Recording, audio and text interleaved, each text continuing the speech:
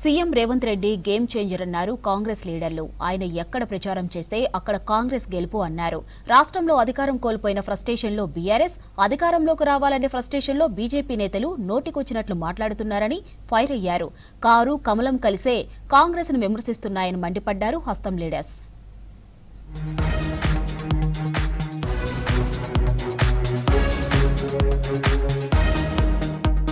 కేరళలో ఏఐసీసీ నేతలతో పాటు మన రాష్ట్ర నేతలు చేసిన ప్రచారం ఫలించిందన్నారు పీసీసీ చీఫ్ మహేష్ కుమార్ గౌడ్. బెంగాల్ తరహాలో గెలుస్తామంటే తెలంగాణలో కుదరదన్నారు. ప్రజల ఇష్టం మేరకే ఎన్నికలు జరగాల్సిన అవసరం ఉందన్నారు. కానీ బీజేపీ హయాంలో ప్రస్తుతం అలాంటి పరిస్థితి లేదన్నారు. ప్రజల కోరిక ఒకటి, ఎన్నికల ఫలితాలు మరొకటిగా ఉంటున్నాయన్నారు.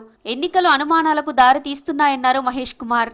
ముఖ్యంగా రాష్ట్ర ముఖ్యమంత్రి రేవంత్ రెడ్డి గారు, మా మంత్రులు, ఏఐసీసీ నాయకులు, రాష్ట్రానికి చెందిన పీసీసీ నాయకులు చాలామంది కేరళలో కష్టపడి పనిచేశారు.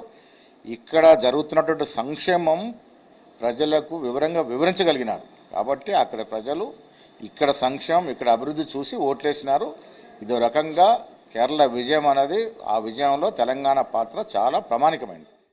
కాళేశ్వరం విద్యుత్ కొనుగోళ్ల అక్రమాలపై సీబీఐ విచారణ జరగాలని డిమాండ్ చేశారు పీసీసీ చీఫ్. బీఆర్ఎస్ తో బీజేపీకి లోపాయికారి ఒప్పందం ఉందని ఆరోపించారు. ధాన్యం కొనుగోళ్ల విషయంలో బీఆర్ఎస్ కు తమకు పోలికే లేదని స్పష్టం చేశారు. ధాన్యం కొనుగోళ్లపై బీఆర్ఎస్ బీజేపీ మాట్లాడడం విడ్డూరమన్నారు పీసీసీ చీఫ్. వరేస్తే ఊరే అని ఆనాడు బీఆర్ఎస్ నాయకులు అన్నారు. మీరు వరి వేస్తే మేము కొనే పరిస్థితే లేదని బీజేపీ నాయకులు అన్నారు. వాళ్ళు వీళ్ళు కట్టగొడం కలహాల పడి తిరుగుతూ ఉన్నారు. ఈ డ్రామాలు ప్రజలు అన్ని చూస్తూ ఉన్నారు. దేశంలోనే చరిత్రాత్మకంగా 500 రూపాయలు సన్న బియ్యానికి బోనస్ ఇచ్చినటువంటి ఘనత కాంగ్రెస్ పార్టీది.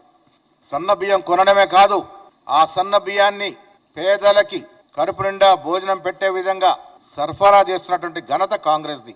తెలంగాణలో 8 మంది బీజేపీ ఎంపీల గెలుపు వెనుక బీఆర్ఎస్ పాత్ర ఉందని ఆరోపించారు ఎంపీ చామల కిరణ్. కాళేశ్వరం ప్రాజెక్టు అవినీతి కేసును సీబీఐకి ఇస్తే 48 గంటల్లో అరెస్టు చేస్తామన్న కిషన్ రెడ్డి ఇప్పటి వరకు ఎందుకు చర్యలు తీసుకోలేదని ప్రశ్నించారు. సీఎం రేవంత్ రెడ్డి ఫేమస్ అవుతుంటే బండి సంజయ్ తట్టుకోలేకపోతున్నారని విమర్శించారు చామల.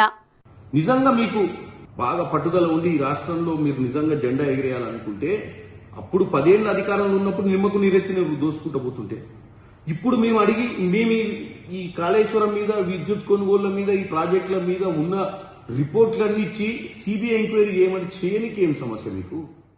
సీఎం రేవంత్ రెడ్డి ఒక గేమ్ చేంజర్ అన్నారు రాష్ట్ర ఫిషరీస్ చైర్మన్ మెట్టు సాయి కుమార్. సీఎం రేవంత్ ప్రచారం చేసిన చోట్ల కాంగ్రెస్ గెలిచిందన్నారు. బండి సంజయ్ కార్పొరేటర్లా మాట్లాడుతున్నారని విమర్శించారు. మండుతున్న ఎండలకే బండి సంజయ్ ఇలా మాట్లాడుతున్నారని ఫైర్ అయ్యారు మెట్టు సాయి.